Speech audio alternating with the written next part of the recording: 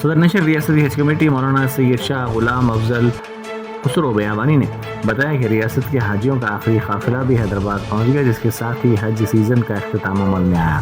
उन्होंने एयरपोर्ट पर आखिरी काफिले के हाजियों का खैर मकदम किया और उनसे बातचीत की। उन्होंने बताया कि तमाम हाजियों ने इत्मीनान का इजहार किया। सऊदी अरब की हुकूमत और मरकजी हज कमेटी की जानिब से इस साल बेहतरीन इंतजाम किए गए थे। आवाज़ से बोले। थोड़ा सर्दी है, माशाल्लाह बहुत अच्छा था। हज का सफ़र हमारा कोई तकलीफ़ नहीं, कोई खाने से पीने से रहने से बहुत अच्छा लगा और हर किसी का साथ था। इंस्पेक्टर सब जने हमारे साथ हज कमेटी से जो आए हर कोई हमारे साथ थे। कॉम्पिटिशन वगैरह कैसा था? जी बिल्कुल बहुत बेहतरीन था। हर चीज़ बेहतरीन तो हुई। हमारे वाइफ है, ये दोनों ट्रैवल कर रहे हैं माशाल्लाह। इससे अच्छा आज तो सोच भी नहीं सकते।